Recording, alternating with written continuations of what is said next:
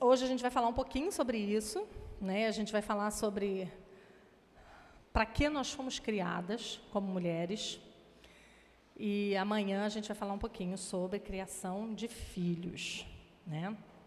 Eu quero convidar você primeiro a abrir a sua Bíblia, no livro de Tito, um texto tão conhecido por nós.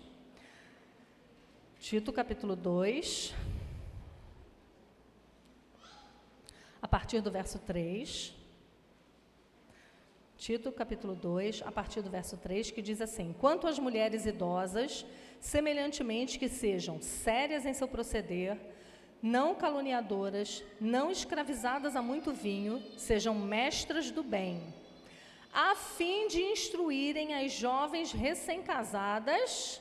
Vê, ela deu uma série de qualidades que a mulher mais velha tem que ter, com um objetivo, a fim de instruírem as mais jovens a quê?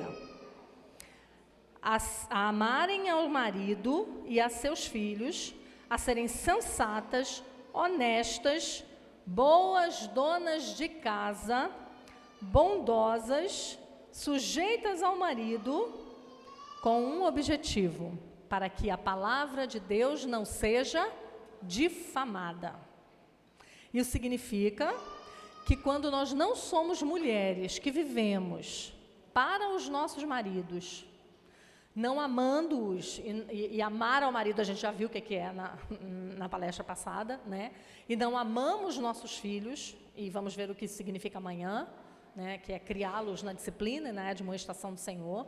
Quando nós não fazemos isso, quando nós não somos boas donas de casa, quando nós não somos sujeitas ao nosso marido, nós estamos contribuindo para que o evangelho seja difamado. Então, mulheres mais velhas, nós temos a responsabilidade de instar com as mais jovens, de estimulá-las, de ensiná-las e de ajudá-las a serem aquilo que elas devem ser. Essa é uma responsabilidade nossa. E quando Paulo está dando essas orientações a Tito, ele não está pensando necessariamente num momento como esse. Porque você pode dizer, mas eu não tenho o dom de dar palestra. Ele não estava pensando nisso. Ele estava pensando no dia a dia. Ele estava pensando em como você, mais velha, traz para perto de você as mulheres mais jovens para que elas aprendam com você a respeitar o marido, a criar filhos, né, e a viver de forma digna do evangelho. O que o feminismo fez com a gente? Arrancou a gente de dentro de casa, com raiz e tudo. Por quê? Para uma mulher, segundo o feminismo, o pior lugar para ela estar é dentro de casa. Afinal de contas, uma mulher pode estar onde ela quiser, desde que não seja em casa. Porque se uma mulher optar por criar filhos e deixar o seu trabalho, o seu emprego, enquanto está criando seus filhos, ela é louca, ela é uma pobre coitada, ela é, sei lá, quantas coisas, né? Mas o evangelho vai requerer de nós o cumprimento da nossa primeira vocação em primeiro lugar. As coisas mais importantes, primeiro. As coisas secundárias, que são boas, que não são necessariamente ruins, nem pecaminosas, vêm depois. Quando nós invertemos essa ordem, aí a gente começa a ter problemas, né?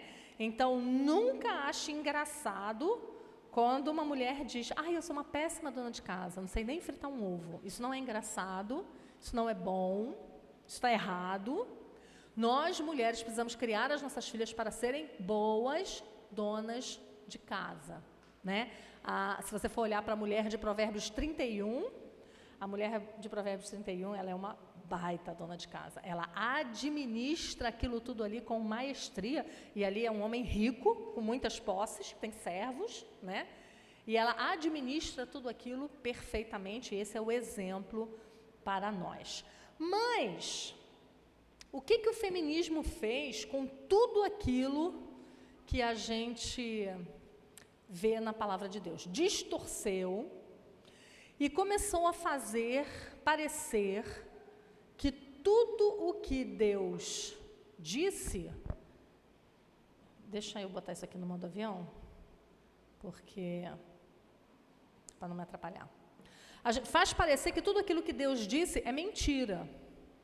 Então, o que Deus disse sobre o papel da mulher, o que Deus disse sobre a sujeição da mulher ao seu marido, o que Deus disse sobre ter filhos e sobre como criá-los, é visto pelo mundo como loucura. E hoje eu quero falar especificamente de um ponto que nós fomos engolidas, doutrinadas e nunca percebemos, que é a questão de ter filhos, que é a questão de planejar quantos filhos nós vamos ter. Hoje nós vamos falar sobre planejamento familiar. Termo tão conhecido por nós, tão amado por todas nós, né? Tão lido e tão estudado. E eu quero mostrar para vocês como nasceu o planejamento familiar como nós conhecemos hoje, com que objetivos ele nasceu, e o que ele tem de contrário à palavra de Deus, e o que nós podemos aproveitar dele. Quase nada, já vou logo adiantando para você não ficar nervosa. E eu queria começar dizendo a vocês, lembrando a vocês aquilo que a gente leu na aula passada, na palestra passada, que a Confissão de Fé de Westminster fala sobre o casamento. Que o casamento não serve para você ser feliz, o casamento não serve para você realizar os seus sonhos, o casamento serve para auxílio mútuo entre marido e mulher e a propagação da semente santa e a proteção contra a impureza. Então, ao passo que a Igreja Católica diz que o básico do casamento é ter filhos, né? Não é só isso, mas é isso também. Auxílio mútuo, propagação da semente santa por uma descendência legítima, são as palavras da Confissão de Fé, ou seja, filhos dentro do casamento, né? E a proteção um do outro, né? Quando a gente faz aquilo que Paulo diz, né? Lembra que Paulo fala que não vos priveis um ao outro, e aí ele diz que o casamento, o corpo da mulher é do marido e do marido é da mulher, certo? Então ele diz, não vos priveis um ao outro. Num caso muito excepcional, para a oração, se os dois concordarem, por curto tempo, e logo voltem para que Satanás não vos tente por causa da incontinência, ou seja, da falta de controle, né? Então, cuidado, mulheres que gostam de deixar marido de castigo. Isso é pecado, tá? Deixar marido de castigo porque não comprou a sandália que tu queria, ou porque, sei lá, não fechou o pacote de viagem que você queria. Isso é pecado, tá? E aí, dentro desse contexto, nós vamos ver que o nosso chamado primeiro é como esposas, e o nosso chamado, em segundo lugar, é como mães. Porque, na nossa época, nem mesmo mais dentro das igrejas, a gravidez de um casal casado é comemorada depois do primeiro filho. Comemora-se o primeiro. No segundo, todo mundo já pergunta, de novo? No terceiro, você é louca para baixo, né? E daí por diante. Nós, como igreja, compramos a visão feminista de que crianças não são bem-vindas. Nós, como igreja, compramos a visão mundana que criança dá trabalho, é cara. Ué, gente, dá trabalho e é cara, mas não é ruim por causa disso. Coisas que dão trabalho e coisas que são caras, geralmente são coisas muito boas, né? São coisas que são preciosas. Mas nós compramos essa mentalidade do mundo. Um reformador chamado Isaac Ambrose, ele dizia assim, marido e mulher têm a tarefa de erigir e estabelecer o reino glorioso de Cristo em sua casa. Vou repetir. Marido e mulher têm a tarefa de erigir e estabelecer o reino glorioso de Cristo em sua casa. Nós vemos na Bíblia o tempo todo a importância da família, a importância da geração, a importância da posteridade. O tempo todo. Eu comecei a fazer umas anotações no meu caderninho de sermão, lá na última página, de todas as vezes que a Bíblia fala de a ti e a teus filhos, tu teus filhos, tu os filhos de teus filhos, geração, posteridade. Comecei a anotar, aí tá uma pilha assim de versos. Aí eu posto que é pecado um casal casado não querer ter filho, eu falo, cadê o versículo? Tem 200, amiga. Não vou poder passar tudo, que não cabe nos caracteres dos comentários do Instagram. A Bíblia fala disso o tempo todo. Por que você acha que existem genealogias na Bíblia? Porque isso importa. A genealogia está gritando para nós que a fé é passada de geração em geração. Isso se chama, na teologia, crescimento orgânico da igreja. É a própria igreja brotando. É através da geração de filhos. E nós sabemos que foi através da geração de filhos que a promessa veio a nós, né? Que o Messias veio a nós. Foi através de um gerando o outro, até chegar o momento específico no tempo e na história em que Deus trouxe aquele que esmagaria a cabeça da serpente. Como a maternidade é incrível. Gente, a maternidade é uma coisa incrível. É incrível ter uma pessoa dentro de você. E não é um alien. É uma pessoa crescendo dentro de você. Né? Eu não sei quantas de vocês já experimentaram essa sensação de quando sai aquele ser de dentro de você, o médico coloca aquilo em cima de você e você fala, meu Deus, isso estava dentro de mim. Que coisa incrível você carregar no seu ventre a imagem e semelhança de Deus. Isso é incrível. E o que o mundo diz? Isso é loucura. Isso é ruim. Isso não é vida. Pode ser morto antes de nascer, né? Então nós vemos como é que a nossa mente ela está deturpada pelos conceitos feministas. E aí, quando a gente vai falar sobre planejamento familiar, eu sei que esse é um tema extremamente polêmico. Não quero que vocês saiam daqui concordando com nada do que eu vou dizer, só ouçam e comparem com a Escritura. Ouçam, guardem no coração, se você não entender, se você ficar com raiva, não tem problema, pode ficar com raiva. Fica na fila, para ter raiva de mim. Guarda no coração, mas vai ler sobre o assunto. Eu sei que quando a gente ouve uma coisa pela primeira vez, normalmente a gente não gosta muito. Mas vai estudar. Não compre as ideias que você vê por aí, só porque está todo mundo fazendo ou falando. Vai para a Bíblia. Vai para a Palavra de Deus, pega bons livros, bons autores, vai estudar o assunto. Muitas de nós não conversamos sobre isso com as nossas mães, sobre planejamento familiar com as nossas avós, a gente simplesmente seguiu o fluxo, todo mundo faz. Talvez você, assim como eu, tenha sido levado a achar que o planejamento familiar foi inventado por pessoas com preocupações legítimas, né? Talvez o bem-estar da mulher, o excesso de trabalho que muitos filhos trazem, né? Mas quando a gente vai a fundo nesse assunto, a gente percebe que a raiz é maligna. E se a raiz é maligna, o fruto não pode ser doce. Os motivos que fizeram com que nós tivéssemos o controle de natalidade como é hoje, os motivos são motivos obscuros e cuidadosamente pensados para extirpar da nossa cultura a ideia de que filhos são bênçãos.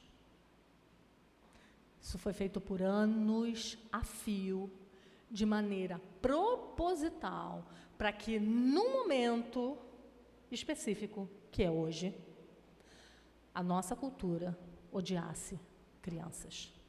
A nossa cultura não visse mais filhos como bênção. Eu vejo filho como bênção, 1 ou 2. 3 já é demais. Então, você não vê filhos como bênçãos. O nosso objetivo aqui é desvendar um pouquinho a história do que chamamos hoje de planejamento familiar e dar a vocês subsídios para pensar e conversar sobre o assunto com o seu cônjuge e tomar decisões baseadas em argumentos sólidos e bíblicos, não no que todo mundo faz. Então vamos lá, vamos falar um pouquinho então sobre a influência do pensamento feminista no planejamento familiar. Devemos entender que o movimento feminista começou a corroer a cultura com o discurso, é sempre assim. Você corrói a cultura com o discurso, você fala tanto de uma coisa, você fala tanto, que daqui a pouco todo mundo está fazendo. Vocês lembram como é que era na década de 80 e 90, como apareciam homossexuais nas novelas? Vocês lembram disso? Era eventual, uma pontinha assim só na novela, e geralmente eram pessoas muito engraçadas, não era a parte central da trama, mas aquilo ali foi sendo colocado ponto a ponto, gota a gota, até acharmos isso normal. Até agora, quem diz que isso é pecado ser considerado um criminoso. Né? A gente vai acabar sendo preso por dizer... Aliás, eu não sei se vocês sabem, de uma moça que era homossexual que se matou, e agora a igreja está sendo processada, porque ela se converteu, e a igreja agora está sendo judicialmente acionada, por causa do suicídio dela, porque ela se converteu e depois se suicidou. Então, a gente está nesse ponto. Mas isso não começou do dia para a noite. Isso começou chocando. Lembra que eu falei ontem? A gente se choca, depois se acomoda. Se choca, depois se acomoda. Com o planejamento familiar, foi exatamente a mesma coisa. Então, se elas conseguissem convencer as mulheres que a maternidade era algo de menor valor, e que existem muitas coisas importantes a serem conquistadas além da maternidade, e que a maternidade era a menor dela, que nem precisava ser conquistada, elas estariam perto de ganhar o discurso, de provar o ponto delas. Eu vou ler para vocês um trechinho do livro da Ana Caroline Campagnolo, Feminismo, Perversão e Subversão. Ela diz assim: a primeira grande estratégia das feministas foi a contracepção e o aborto. E a segunda grande estratégia é usar um discurso que desconstrói. É uma coisa que é falada, no começo você acha, não é bem assim, mas de tanto falar, aquilo que você achava sobre família, aquilo que você achava sobre filhos, aquilo que você achava sobre... As coisas são desconstruídas e quando você vê é outro prédio que está montado. Em vez de ser um prédio lindo, é um prédio horrível. Porque eles desconstruíram e construíram novamente, você está ali. E ela continua. A feminista francesa Elisabeth Badinter escreveu um livro inteiro sobre o mito do amor materno. O principal argumento feminista sempre foi o de diminuir o mérito com o cuidado dos filhos. Diminuir o mérito. Então, se você só cuida dos seus filhos, você não tem valor. Esse foi o começo da conversa. Uma campanha propagava que as mulheres eram capazes e deveriam desejar uma ocupação profissional mais importante e mais nobre. As feministas sabem, como todas as mulheres, que a reprodução quase sempre depende do consentimento das esposas, que em todas as épocas descobriram meios de evitá-la ou retardá-la. Exatamente por isso, convencer as mulheres a não terem filhos é quase tão importante para o feminismo quanto legalizar o aborto. Para elas era tão importante convencer, dizer como é ruim ter filhos, para que elas próprias se convencessem. A retórica também é uma arma, não só o espéculo e a pinça. Então, existe a arma do aborto, mas existe a arma da retórica. E para elas isso era extremamente importante. Eu lembro de uma autora falando da capa de uma revista nos Estados Unidos, comparando a vida de quem tem filhos com a vida de quem não tem. E aí mostra, a primeira foto é a foto de um casal passeando na praia, ela com um chapéu lindo, com um belo maiô, uma taça de vinho na mão, só os dois, mostrando como é idílica a vida de um casal, como é linda e glamurosa. E na outra foto, um casal com 4, 5 crianças, cheio de baldinho de toalha, a mãe capengando os cabelos na cara, um menino melequento, mostrando claramente que aquela vida não era uma vida desejada. Como era ruim aquela vida, como era trabalhosa aquela vida. E se a gente parar para pensar naquilo que a Ana Carolina Campagnolo falou, você vai ver que as feministas estavam certas. O discurso destrói, corrói. Quantas mulheres crentes você conhece que jamais aprovariam o aborto, mas que consideram a sua carreira profissional ou a sua beleza mais importante do que a maternidade? O discurso venceu. Há coisas mais importantes do que a maternidade para a mulher. E a maternidade atrapalha essas coisas. O sociólogo Kingsley Davis, de 1909 a 1997, em seu livro sobre políticas populacionais, deixa muito claro que disponibilizar métodos contraceptivos e abortivos não basta. É necessário mudar os padrões, o comportamento normatizado e mudar o tecido social. É preciso fazer propaganda da antimaternidade, e o feminismo cumpriu perfeitamente essa missão, nas palavras desse sociólogo. Porque ele não só fala, toma aqui preservativo, toma aqui pílula anticoncepcional, não tenha filhos, faça o aborto. Mas eles construíram um mito de uma mulher perfeita. E nesse mito não cabe filhos. Porque para você ter uma carreira perfeita, para você poder ser transferida, para você poder chegar a gerente, para você poder viajar toda a América Latina, você não pode ter filhos, porque os filhos vão te atrapalhar. E não é só isso. Não é só essa questão feminista da mulher se deslocar da família, da mulher se libertar do homem, porque a ideia é essa, né? Então, você provê para você mesma, então você não depende do seu marido, você tem a sua renda, você tem a sua profissão, você não precisa dele para nada, então a hora que ele te encher a paciência, você pode ir embora, porque você não depende dele. Então, nesse projeto não cabe filhos, filhos atrapalham. Talvez nesse projeto caiba um filho. Afinal de contas, toda mulher quer ser mãe, né? O que é da vida de uma mulher se ela não puder postar no Instagram o bucho de grávida e depois amamentando o parto, fazer um Reels bonitinho, né, com uma música emocionante? Então, as mulheres até querem um. Para quê? Para saciar o seu desejo de ser mãe. 2, aí já está pegando pesado demais, né? Mas não é só por isso, não.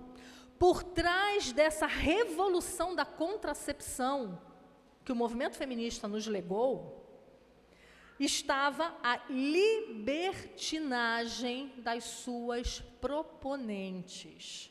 Então, quem acha que o movimento feminista começou a falar sobre planejamento familiar, pílula anticoncepcional, aborto, espermicidas, para ajudar as mulheres, né, porque ter muitos filhos é muito cansativo? Não foi por isso.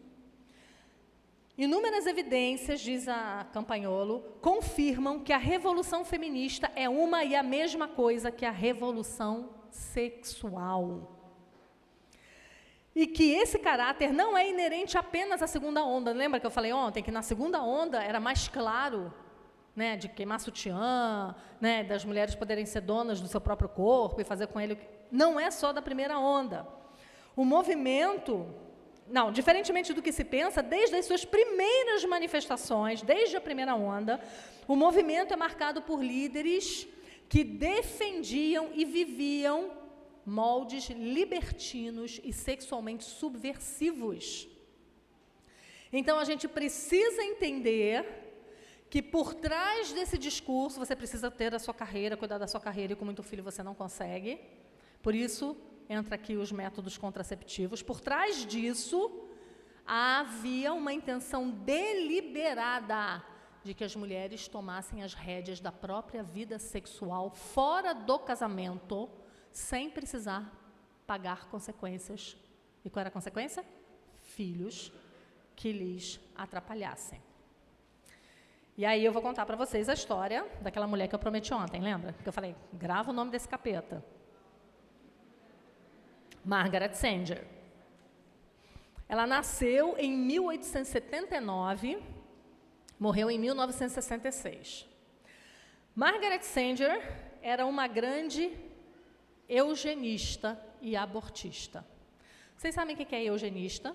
Vocês sabem o que é eugenia?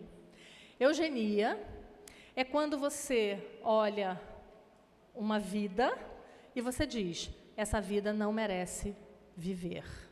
Mata. Hitler fazia isso. Fez experiências assim, com crianças que tinham alguma paralisia, que tinham alguma doença. Era aquela lei dos mais fracos morrem, isso é evolucionismo, né? Os mais fracos morrem, os mais fortes sobrevivem. Então, Margaret Sanger era uma eugenista, ela queria promover uma raça pura. E a eugenia começa falando assim, né? E aí nós temos discursos hoje belíssimos. Você descobriu um bebê com síndrome de Down? Aborta, você pode abortar. Se tem alguma doença, se tem anencefalia, ele não é perfeito. Ele não vai sobreviver. Não vai ser bom para você. Não vai ser bom para ele, ele vai sofrer. Mata. Isso é eugenia. Isso é uma ideia terrível. Isso é uma ideia terrível. Margaret Sanger era eugenista e abortista. Ela já estava em plena atuação 40 anos antes da década de 60, que foi quando é conhecida a Revolução Sexual. Enquanto a maioria das feministas da sua época falava só de sufrágio, Sanger discursava sobre divórcio, contracepção e aborto. Ela, depois de casada, começou a simpatizar, olha que incrível, com o anarquismo, com o iluminismo, com o humanismo e também com o marxismo. Que incrível! Que incrível! E com a chamada liberdade sexual. Começou a escrever um periódico chamado A Mulher Rebelde. E nele defendia a adoção de condutas contraceptivas que chamou de controle de nascimentos. Até então não se falava disso. As mulheres simplesmente tinham filhos. Não se falava disso até então. Margaret Sanger foi a inventora, tá? Ela deixou o marido e 3 filhos e se tornou amante de um escritor e membro da Sociedade Eugenista Americana. Para Margaret, o controle do nascimento era a maneira mais fácil de conduzir a humanidade para uma raça mais pura. Raça pura. Abriu a primeira clínica de controle de natalidade no Brooklyn, Estados Unidos, e a clínica foi fechada 10 dias depois e ela foi presa, porque os Estados Unidos não aceitava isso, uma clínica que oferecesse às mulheres contraceptivo e aborto, era proibido, não podia, e ela foi presa. Só que o movimento continuou crescendo.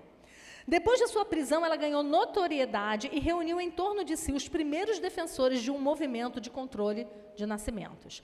Ela largou o amante, arrumou outro, e depois se casa com o magnata do petróleo que financiou o movimento para o controle de natalidade. Em 1923, agora já legalmente, ela reabriu a sua clínica. E em 1940, passou a ser o maior centro de controle de natalidade do mundo. Lá eram receitados diafragmas, geoespermicidas, meios intrauterinos e, desde 1961, a pílula anticoncepcional, criada na clínica desta mulher.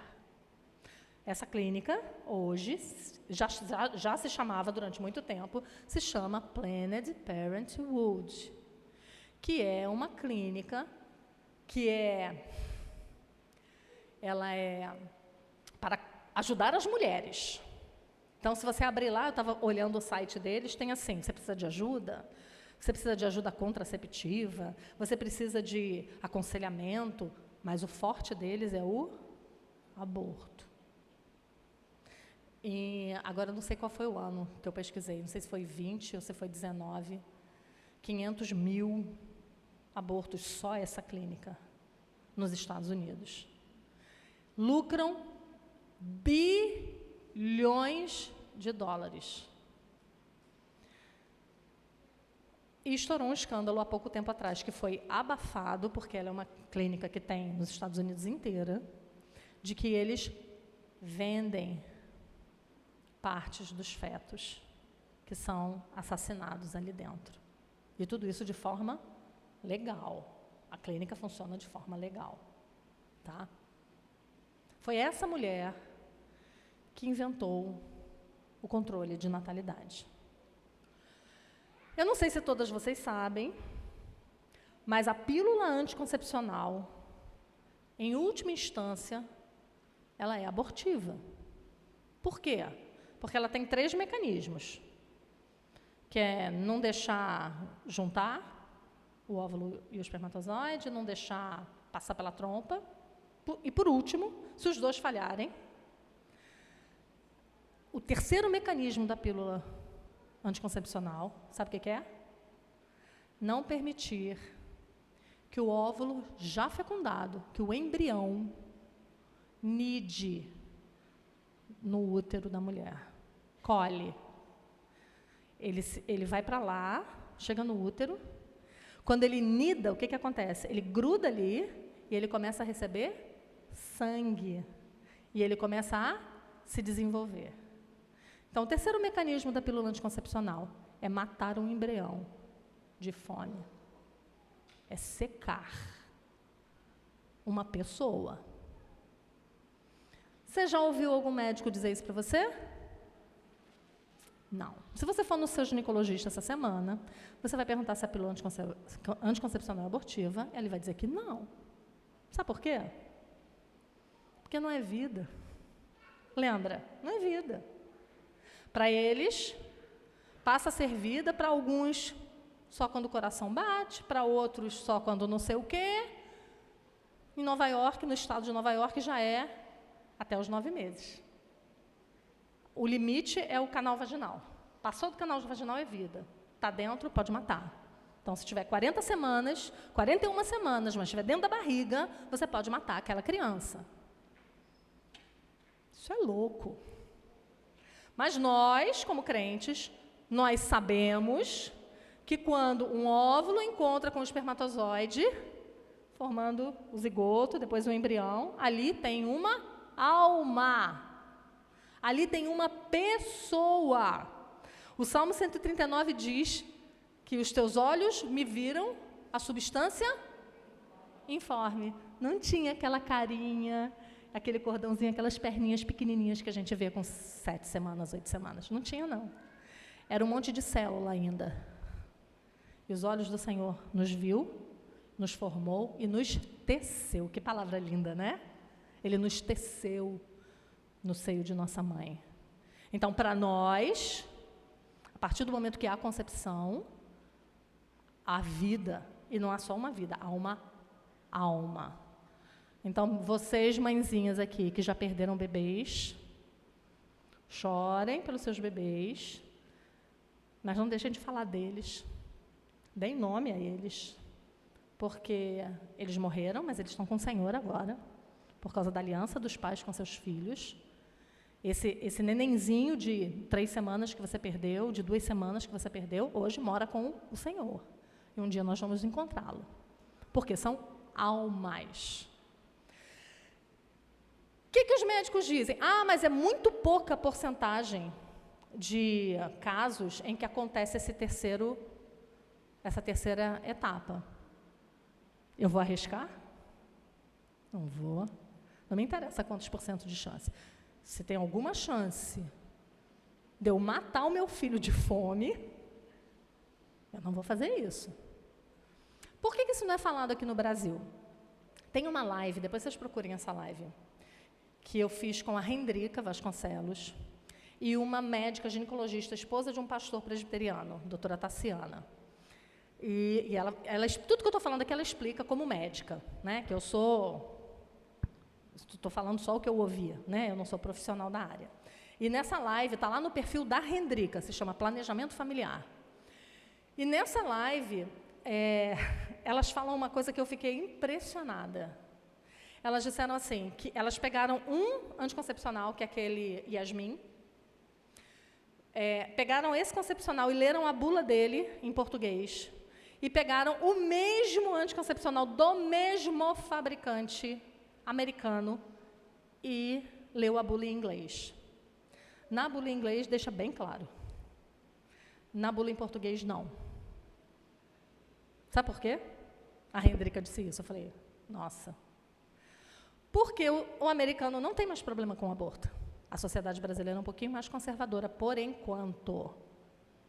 Então, aqui no Brasil, o fabricante não fala assim, não, coloca aí que o terceiro mecanismo é esse. Não bota não, porque senão a gente não vai vender. Mas nos Estados Unidos eles não têm mais problema com isso. Nos Estados Unidos eles já falam porque eles não têm nenhum problema. Então, não é surpresa nenhuma uma mulher eugenista e abortista ter criado um remédio que, em última instância, pode matar uma pessoa. Não há surpresa nenhuma nessa mente má, né? Agora, o anticoncepcional tem outros problemas também, esses aí vocês sabem. O anticoncepcional, ele pode dar trombose, ele pode isso, ele pode aquilo outro, e ele faz o que com a libido da mulher?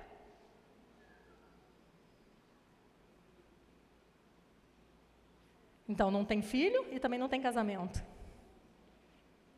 Porque a libido vai lá para baixo, a gente perde o interesse, o marido perde o interesse em nós, e aí as portas para o adultério estão escancaradas, estão abertas. Então, veja que é um plano muito bem bolado, e a gente está aqui, ó, igual as palermas, aplaudindo, fazendo, mandando fazer, defendendo, e a gente nem sabe o que é que a gente está comprando. Simone de Beauvoir, ela dizia assim, a mãe do feminismo de segunda onda, né? Ela dizia assim, que a instituição do casamento e da maternidade eram opressivas para a mulher. Ela dizia que a mulher só seria libertada quando fosse arrancada da família. E no seu livro, abre aspas, ela diz, o trabalho que uma mulher faz dentro de casa não é diretamente útil para a sociedade e não produz nada. A dona de casa é subordinária, secundária e parasítica. É para o seu bem que a situação tem que ser alterada de modo a proibir o casamento como uma carreira para as mulheres. Gente, isso aqui é uma blasfêmia contra Deus, o Criador do casamento, o Criador do papel da mulher e o Criador da família. Então, ela dizia que enquanto a família e o mito da família, o mito da maternidade, o instinto maternal não forem destruídos, as mulheres continuariam a viver sob opressão. E ela dizia, nenhuma mulher deveria ter autorização de ficar em casa para cuidar dos seus filhos. Bem ditadora, né? Bem ditadora. Beth Friedan, da década de 60, comparava, eu falei isso ontem, comparava a casa da família como um campo de concentração. Ela afirmou que as mulheres, a fim de se realizarem, precisavam sair da casa da família, trabalhar, ser economicamente dependente e rejeitar os papéis tradicionais da mulher. A plena identidade e a liberdade e a felicidade das mulheres só viria se mudássemos as regras do jogo e reestruturássemos o casamento e a família. Conseguimos. Reestruturamos. Agora, casais casados não querem nem ouvir falar em ter filhos. Eles têm pets. Eles têm cães e gatos. Acabou essa história de filho. Dá trabalho, custa caro, faz cocô, é fedido, fica doente, atrapalha a carreira. E nós compramos esses conceitos sem estudar aquilo que estava por trás. A Nancy Leigh DeMoss diz assim, como um destruidor de vidas, Satanás definitivamente não incentiva a procriação. Cada criança que nasce tem o potencial de contrariar os seus propósitos ao receber a graça de Deus e tornar-se um súdito do seu reino. Desse modo, qualquer coisa que impeça ou desencorajem as mulheres de exercer o seu chamado dado por Deus, de serem portadoras e doadoras de vida, promove os esforços de Satanás. Qualquer coisa que nós façamos contrária à vida, contrária a incentivar as mulheres a terem filhos por motivos egoístas, mundanos, nós estamos nos aliando a quem odeia que crente tenha filhos, que é o diabo. Olha que coisa séria. É por isso que eu falei que eu não sei se eu consigo voltar aqui ano que vem. É sério. O negócio é sério. Quando você, que é mãe, olha para uma moça da sua igreja, ou olha para sua filha ou para sua nora, e ela vem te contar da gravidez dela, e você diz para ela, de novo? Você está sendo aliada dos propósitos de Satanás, de parar o avanço da igreja. Deixa eu ler uns números para vocês. É engraçado, porque a gente fala isso, as pessoas não pensam. Toda vez que eu falo sobre isso, vem um monte de gente falar para mim, mas o mundo está cheio demais. Cadê? Já viajou de avião? Se você viajar de avião, você vai ver quanta terra tem. O mundo não está cheio demais não, fofa. Você sabia que nasce não sei quanto todo dia? Mas morre também, minha gente. Vocês não são eternos, não. Morre gente todo dia. Bobagem, isso é papo de globalista. Isso é papo de progressista, esquerdista, marxista. O mundo está cheio, precisamos cuidar da saúde do planeta. Para de ter filho por causa do planeta. O que é mais importante? O homem que é a coroa da criação, e sendo que isso nem é verdade, tá? Isso é mentira. Outra coisa que todo mundo fala, mas crescer e multiplicar foi só lá no Éden. Essa ordem foi só para lá. É? Então Caim e Abel já podiam parar, então. Porque a ordem foi só para o pai e para a mãe deles? Podia parar, então. Então a gente não estava aqui. Não, Caim e Abel ainda tinham que ter mais filho. Tá bom, então quando parar? Quando é que essa lei foi abolida? Crescer e multiplicar. Porque a lei que veio antes não foi, né? Deixa pai e mãe, se une a sua mulher, se tornem os dois uma só carne. Essa não foi abolida, mas crescer e multiplicar foi. Crescer e multiplicar foi abolido dos peixes, das aves do céu? Porque em Gênesis 1, Deus fala, procriem, tenham mais, os peixes, as aves. Eles pararam? Porque a terra está cheia demais? Não, porque morre peixe, nasce peixe. Morre passarinho, nasce passarinho. Né? Outro problema. Países inteiros estão sendo ameaçados de deixar de existir porque adotaram a política do filho único.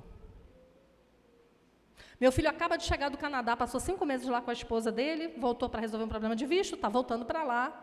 Ele disse assim para mim, mãe, eles estavam morando em Vancouver, ele disse assim para mim, mãe, teve um dia que eu estava andando no centro de Vancouver, e eu falei, Maria Clara, olha em volta, me mostra um canadense no centro da cidade de Vancouver. Não tinha canadense.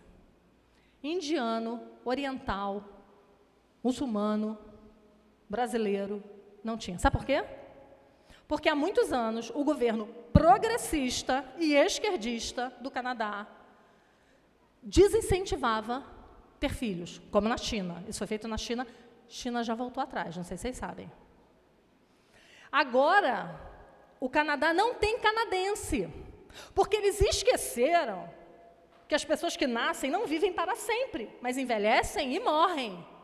Então, não tinha quem viesse depois deles. O que estava acontecendo? A previdência deles, que é muito parecida com a nossa, meu filho disse, está falindo, porque não tem força de trabalho para manter os velhos, porque os velhos não tiveram filhos, tiveram poucos filhos. Então, são países que estão falando, venham imigrantes, venham trabalhar, eles dão incentivo para enfermeiro, para gente de tecnologia, para vir, e dão incentivo financeiro em dinheiro, eles pagam para quem tem filho. Você tem um filho? Toma tanto. Você tem 2? Toma tanto. Você tem 3? Toma tanto. Por quê?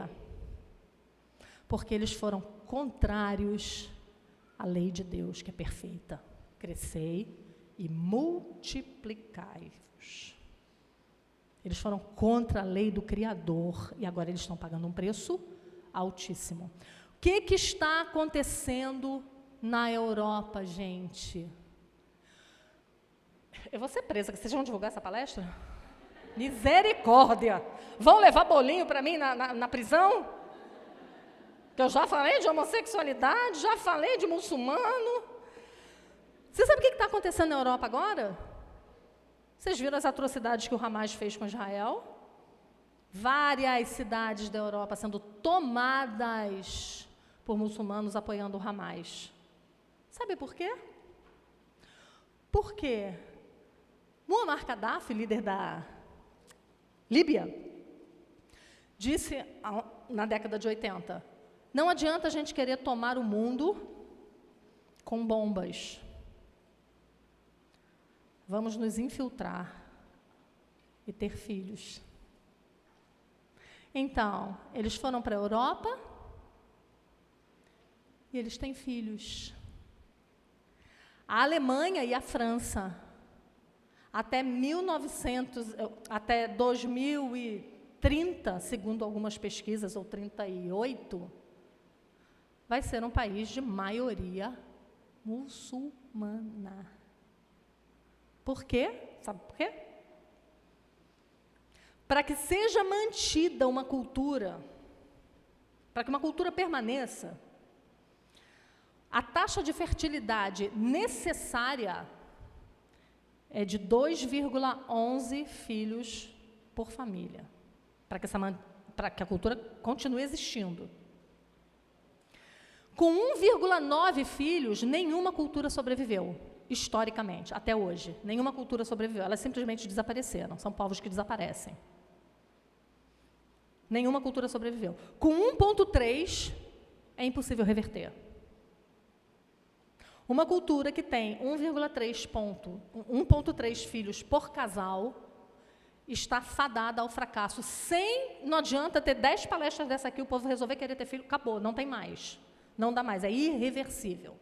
Você sabe como é que a Europa está? Essa pesquisa que eu estou citando para vocês, depois se você quiser ver ela completa, está lá no meu feed do Instagram. Essa é uma pesquisa que tem 12, 14 anos. Então, hoje está muito pior. Você quer saber quantos filhos se tem na Alemanha, lá naquele tempo? 1,3 por casal. Inglaterra, 1,6. Lembra que eu falei, com 1,9 nenhuma cultura sobrevive. França, 1,8. Itália, 1,2. Espanha, 1,1. É por isso que eles perderam o controle. Agora, eles vão ser governados pelos povos que invadiram suas terras, que são os muçulmanos. E os muçulmanos, eles têm uma média de 8 a 10 filhos por família. Então, eles são uma cultura próspera. E eles não só têm 8 a 10 filhos em média por família, eles ensinam os filhos na religião deles. Então, tapa na cara dos cristãos, tapa na cara dos cristãos. Eles não só entendem que a multiplicação é importante, mas eles entendem que esses filhos devem ser ensinados nos caminhos do Deus deles. Osama Bin Laden, quando morreu, um pouco antes de morrer, ele disse orgulhoso, eu dei 23 filhos ao Islã. Ele não disse, eu tive 23 filhos para ser feliz, para me realizar. Eu dei 23 filhos ao Islã. O Vod Balkan, que é um autor americano, ele diz no seu livro Família Guiada pela Fé, que os Estados Unidos está em terríveis apuros.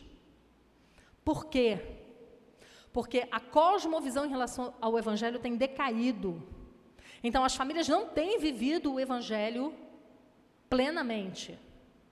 E têm tido cada vez menos filhos, menos de 2 filhos por casal.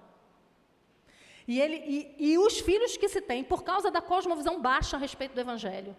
75% dos filhos de crentes americanos abandonam o Evangelho no primeiro ano da universidade. 75%.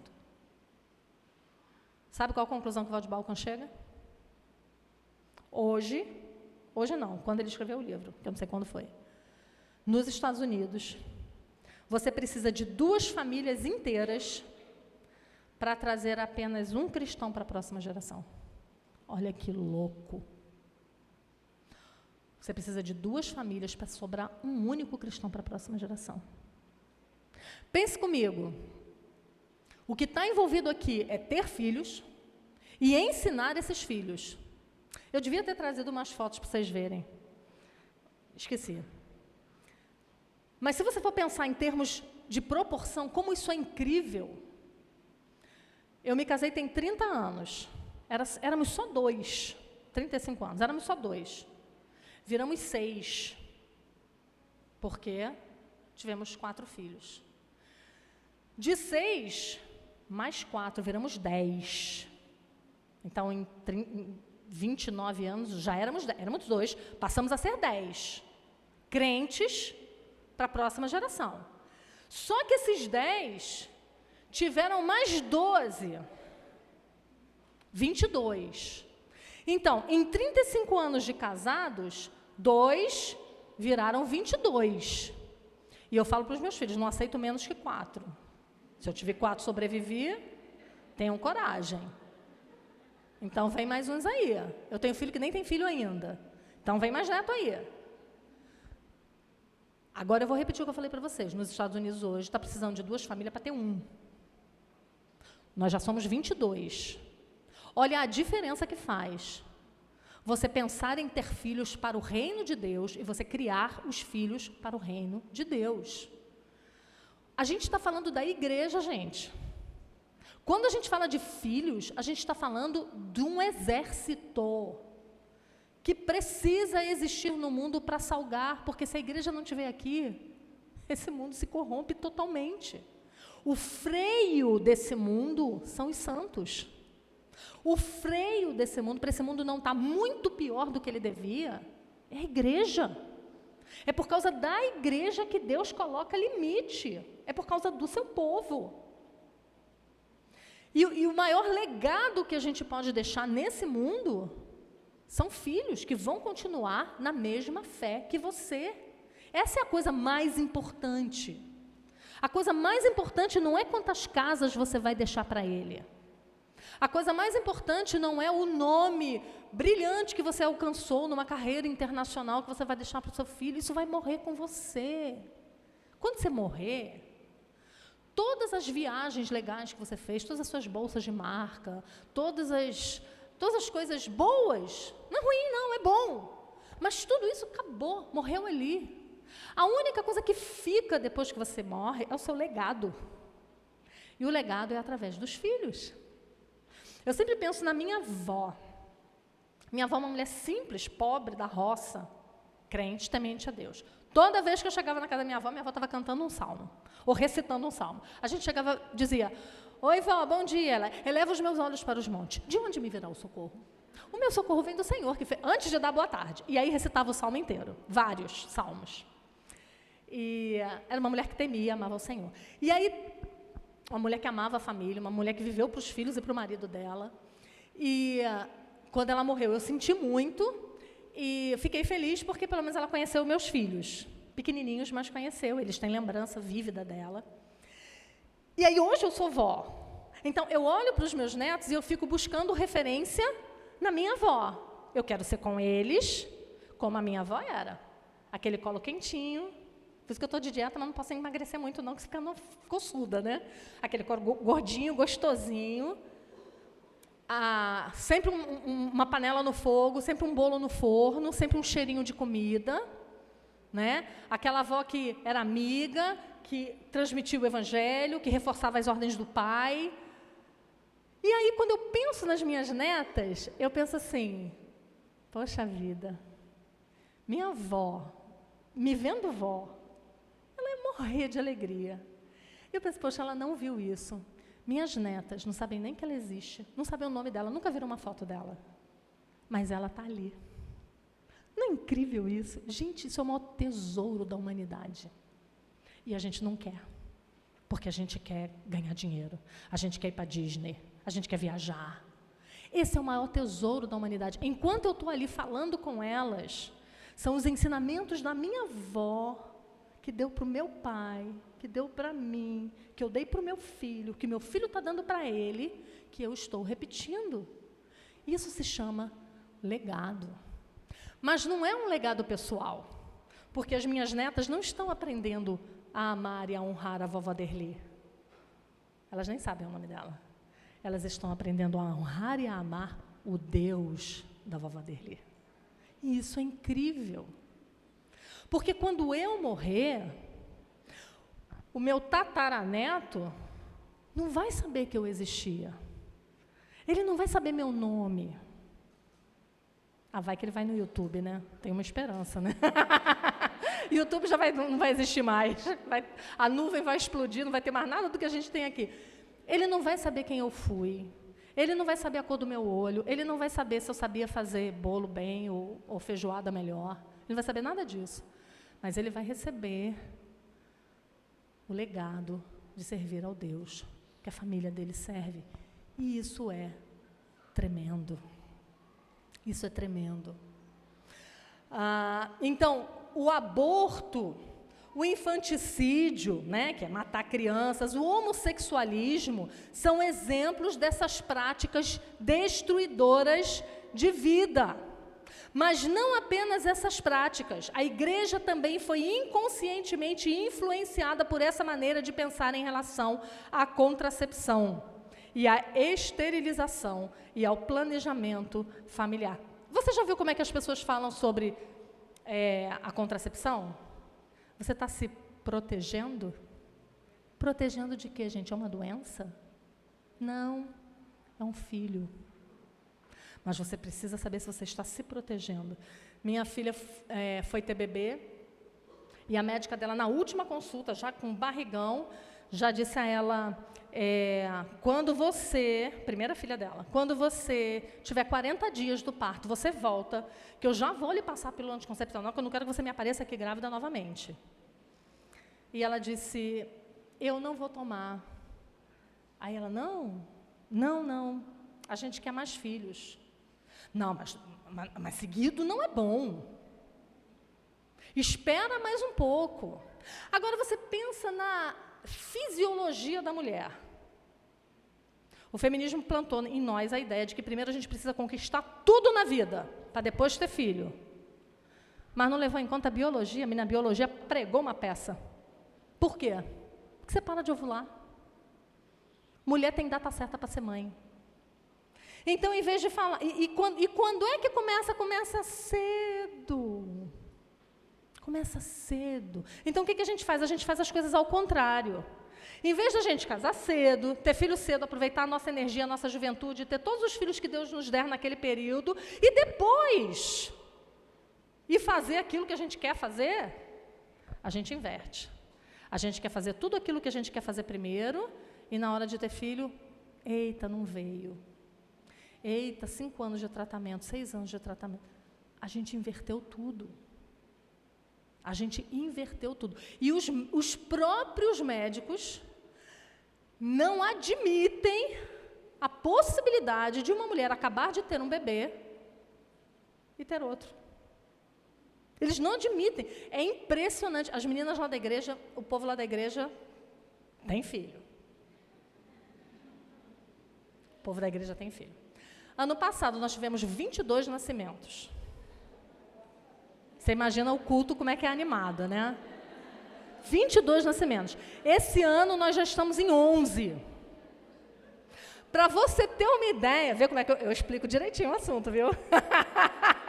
Vocês se preparem, porque a minha fama é quando eu saio de uma igreja, no ano seguinte, bomba!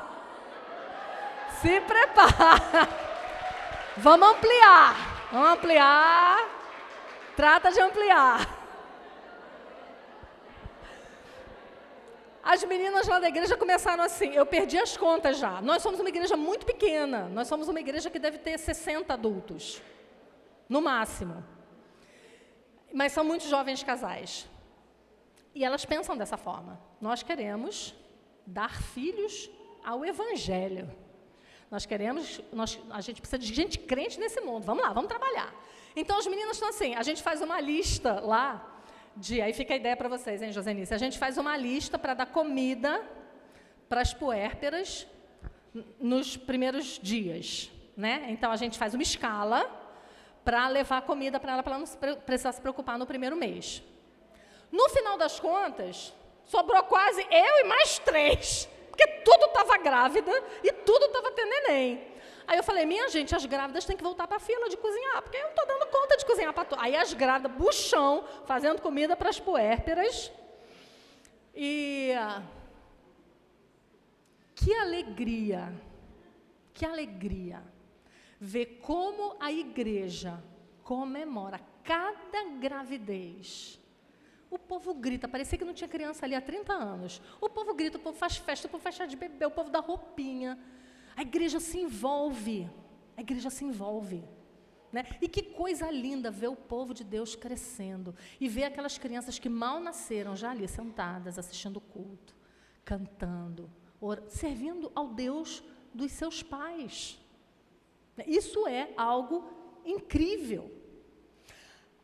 Uma autora chamada Mary Pride, citada por Nancy Leigh DeMoss no seu livro Mentiras em que as Mulheres Acreditam em a Verdade que as Liberta, ela diz assim, o planejamento familiar é a mãe do aborto. Quando eu li essa frase, alguns anos atrás, eu falei, peraí, moça, pegou pesado. Aí eu fui estudar o assunto, porque eu nunca tinha estudado o assunto. O planejamento familiar é a mãe do aborto. E ela explica, uma geração inteira teve que ser doutrinada no ideal de planejar os filhos em torno da conveniência pessoal antes que o aborto se tornasse popular.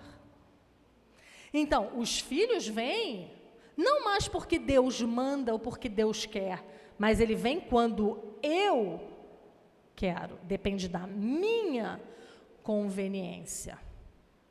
E aí ela continua, nós cristãos protestamos contra o aborto hoje com razão, mas o motivo pelo qual temos que lutar essas batalhas hoje é porque perdemos há 30 anos atrás. A partir do momento em que os casais começaram a olhar para as crianças como criaturas de sua própria criação, que eles poderiam inserir no planejamento de suas vidas ou não, toda a reverência pela vida humana se perdeu. Quando você diz que você não quer mais filho, porque você precisa cuidar da sua vida, é isso que ela está dizendo. A reverência pela vida se perdeu. A reverência por trazer ao mundo uma imagem e semelhança de Deus se perdeu. É claro que a Bíblia não fala especificamente nada sobre controle de natalidade, mas ela fala sobre a importância de ter filhos. Então, se a Bíblia não diz nada sobre um assunto específico, nós precisamos nos subordinar aos princípios que extraímos da palavra de Deus sobre esse assunto. No livro Reformando o Casamento, Douglas Wilson diz assim, antes de perguntarmos se a prática do controle de natalidade é pecaminosa, devemos perguntar se ela nasce ou não de um entendimento e submissão ao ensino bíblico sobre família. Esse é o princípio. O que Deus pensa sobre a família, o que Deus pensa de filhos. E sabe o que Deus pensa de filhos? Feliz o homem que enche deles a sua aljava. Não será envergonhado quando pleitear com os inimigos à porta. Sabe qual é a ideia ali? A ideia ali é lindíssima. A ideia ali é de um homem já velho, na porta da cidade, com os inimigos vindo. E ele olhando e dizendo, eu não tenho como ir contra esses inimigos, eu já sou um velho. Mas ao lado dele tem vários homens fortes, dizendo, ok, papai, agora é com a gente. Você entende? É uma geração passando para outra geração. E isso é incrível. Isso é incrível. Então, como Deus pensa. Quando você for conversar sobre esse assunto com seu marido, pergunte para ele o que Deus pensa. Pergunte a você mesma, onde na Bíblia a Bíblia vai incentivar o casal a ter bens. Não tem. Onde na Bíblia você vai ser incentivada a parar de ter filhos para não ficar com o corpo estragado? Não tem. Mas você vai encontrar posteridade, maternidade, geração, filhos dos filhos, os filhos dos filhos, os filhos de teus filhos, terceira e quarta geração. Isso você vai encontrar muito. A gente não vai ter tempo de ler todos os textos que tem sobre isso. Então, o meu objetivo aqui não é dizer o que você e a sua família devem fazer com tudo que vocês ouviram, mas ajudar vocês a se assegurar que não há pecado por trás das suas motivações de parar de ter filhos. Porque existem motivos piedosos para não se ter mais filhos? Existem alguns. Mas a grande maioria dos motivos que nos levam a nós determinarmos quantos filhos nós teremos são motivos mundanos e pecaminosos. É movido pelo egoísmo, pela preguiça de não querer trabalhar muito, é movido pelo medo de não ter sustento, e a gente esquece que o mesmo Deus que dá bocas, dá alimento a essas bocas. A gente se esquece que o dono da nossa fertilidade é Deus, é Ele que abre a madre, é Ele que fecha a madre. Por outro lado, nós também somos responsáveis pelas nossas atitudes pecaminosas. E eu falo isso com muito temor para vocês, porque eu fui essa mulher que com 27 anos de idade, liguei as trompas e disse, tá bom o tamanho da minha família. Quem disse que estava bom? Quem disse? Eu disse. 27 anos. Você imagina, sendo fértil até os 38. Ainda tinha mais uns 3 para casar, né? Então, a gente precisa repensar esse assunto, principalmente porque isso se refere à Igreja de Cristo. E é esse assunto que nós vamos falar amanhã. Esse assunto é tão importante porque ele diz respeito ao povo de Deus. Então, não se engane, você que é jovem, você que ainda não fez a besteira que eu fiz, né, de encerrar drasticamente a produção de filhos, você que ainda é jovem, pensa nisso.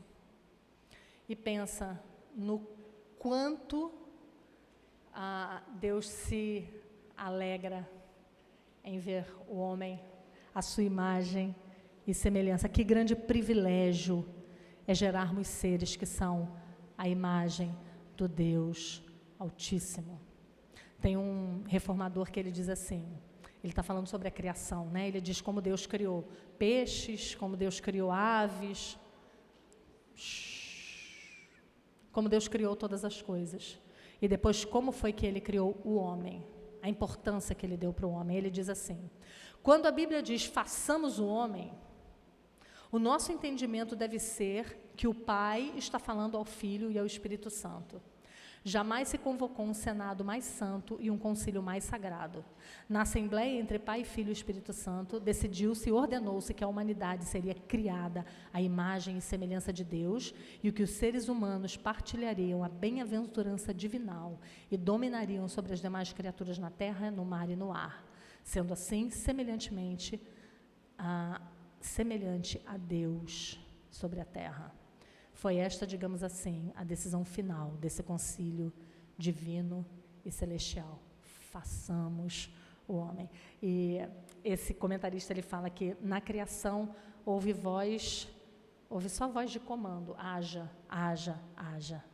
Aqui não, aqui é façamos. Porque o homem é a coroa da criação. O homem teve o sopro de Deus sobre ele, né? O homem é a imagem e semelhança de Deus. Então, que nós tenhamos coragem de colocar luz e sal nesse mundo. Que a gente tenha coragem de fazer diferença. Aquilo que eu falei ontem para vocês, né? Cada vez que a gente entra num lugar com as nossas crianças, tudo para. Toda vez que eu chego num lugar com os netos, Todo mundo fica olhando e tentando entender o que está acontecendo aqui. Que tanta criança é essa? Tem pouco adulto. Que tanta criança é essa? É um testemunho vivo do que Deus está fazendo no meio do seu povo, tirando as escamas que o feminismo colocou na gente. Agora, deixa eu dar uma palavra para você, que infelizmente já tomou essa decisão tarde demais, ou que você entendeu isso tarde demais. Tem outras maneiras de ser mãe, viu? A adoção é uma maneira incrível de trazer novas vidas para o reino de Deus. Então, se você é jovem e foi covarde e desobediente a Deus, parando de ter filhos cedo demais e ainda tem vigor, não fica só falando que você quer adotar. Ai, é lindo adotar. Ai, eu vou adotar. Ai, um dia eu vou adotar. Vai no juizado, minha filha, e bota teu nome. Porque só falar, né? É igual nuvem que não traz chuva. Levanta e vai. Serão filhos trazidos à família da aliança também. Serão filhos que farão parte da família da aliança, do reino de Deus nesse mundo. Que o Senhor nos dê graça, né? E nos ajude. Amanhã a gente vai falar sobre não adianta ter muitos filhos e não criá-los para Deus. Ter filhos e não criá-los para Deus não é bênção. Vai tornar a sua vida amarga e vai trazer problemas para a igreja de Cristo. Então, o trabalho é grande. Vocês acham que é fácil? Vocês acham que vocês estão aqui a passeio? É só ter filho, vamos ter filho. Não, é ter filhos e criar, gerar, forjar a imagem de Cristo nesses filhos. Esse vai ser o nosso tema de amanhã. Vamos orar? Senhor Deus, nós te louvamos porque cedo ou tarde a verdade é trazida a nós. E cedo ou tarde nós podemos tirar as escamas dos nossos olhos e ver o quanto caminhamos parecido com o mundo. E o quanto nós precisamos retornar desse caminho. E o quanto nós precisamos amar a vida, receber as vidas que o Senhor nos dá. E criar essas vidas, forjar nelas a imagem de Cristo, para que esse mundo seja salgado e iluminado. Dá filhos, ó Deus, a essa igreja. Multiplica, Senhor Deus, os filhos dessas irmãs. Tira delas todo o medo. Tira delas todas as desculpas que o mundo forja para amedrontá-las.